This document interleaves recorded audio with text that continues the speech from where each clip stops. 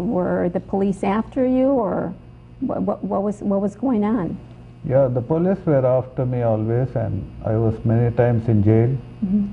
And the government also booked me under the National Security Act. That's an act which is implemented when a person is threat to the nation. Mm. But that didn't change my life at all.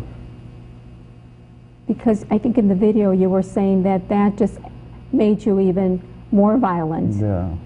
Now, you of course in the video, your daughter tells a chilling story about how I think at one time she had you placed an apple on her head, and tell us about that. Yeah, this is a sport I enjoyed.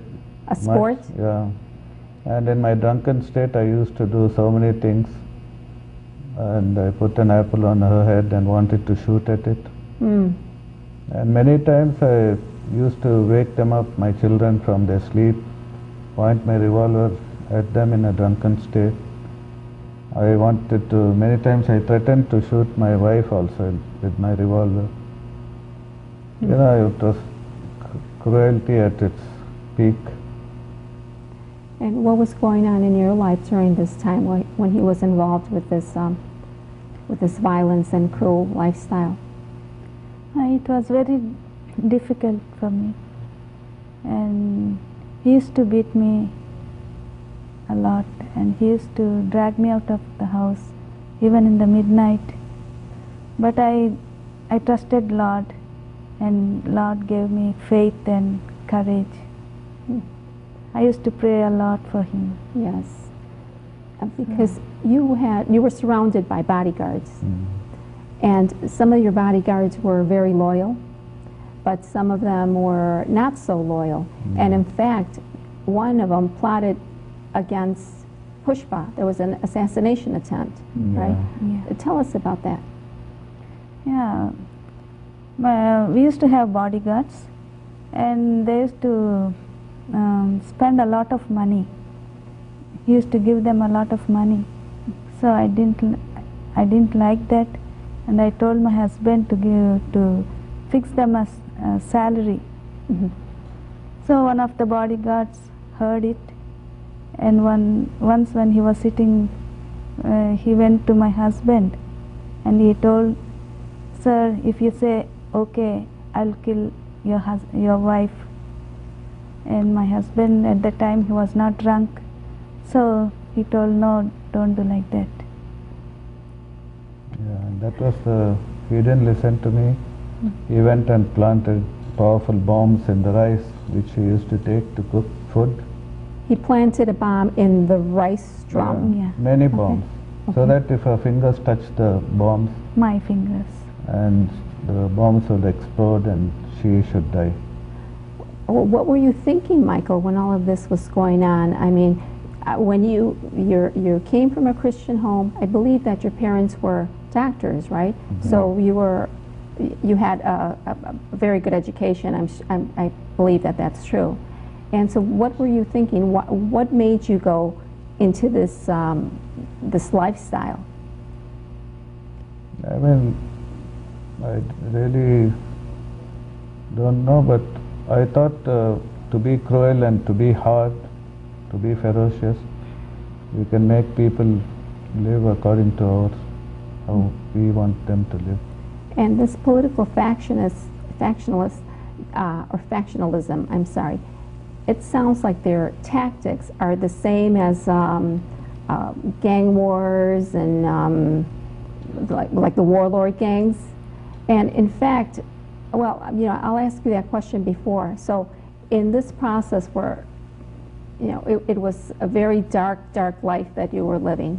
Yeah. What happened then? How was your life transformed? Yeah, it was, you know, because of my cruel life and because of the tensions that I had, it had an effect on my mind. I became a psychiatric patient, and I lost my peace, and so I became an alcoholic, and I had been to many doctors. I wanted peace. In spite of this, I wanted peace, But the doctors would give me tranquilizers, which did not get me peace. So I thought it was a medical problem, and I could not sleep in the nights. And because of all this mental and psychological problems, I started drinking more and more, started to drink from early morning around 3 o'clock. So I couldn't come out of my alcoholics, and I could not come out of my politics. I could not get peace anywhere. That was the time when I decided I should kill myself. And I went to my bedroom many times and put my revolver on my head and wanted to shoot myself. But I was always afraid, what will happen to me if I die? What is it after death? And sometimes I used to try to jump from my upstairs terrace. Once I was trying to jump from my terrace and my wife came and caught me. Oh my goodness. So many times I wanted to jump under the train. It was too difficult to live because something You were being had tormented. It sounds like you were being tormented. And something too much was, which I couldn't bear. I needed peace very much, which I couldn't get anywhere. Yes. My money did not give me peace. Nothing could give me peace. And Pushpa, you were praying unceasingly for him, weren't you? Yeah. So, I know that you were saying that,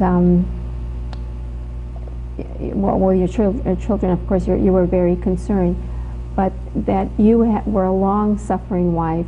You prayed for many years, and so then at one point you invited him to go to a service with you. Okay. So how did that happen? When you listened to your wife, which wasn't very often, but you went to the church, and then something miraculous happened at that service. Tell us about that. Yeah, I was actually on that day so depressed that I was crying in a helpless situation. My wife came and took me to the Layman's Evangelical Fellowship, and they told me about the Lord Jesus Christ, that He would forgive my sins. And I was under the impression that I will not be forgiven for all my past sins, because many people had lost their lives and all that. And I thought, even if they take me out of the city and stone me to death, that punishment is not sufficient for all what I did. But they told me that the Lord Jesus Christ will forgive anybody, He'll forgive me. So it was at such a time I believed what they said. I went into a small room and started confessing my sins. I asked the Lord whether He would forgive a wretch like me, and immediately the Lord spoke to me. Yes. And your life was transformed immediately. Yeah. Because you were an alcoholic. How did that, I mean, usually when people are alcoholics, they have to have treatment, and it's a process. But in your case, that happened instantly? Yeah, many times in the past I used to try to stop drinking. I used to have very terrible withdrawal symptoms.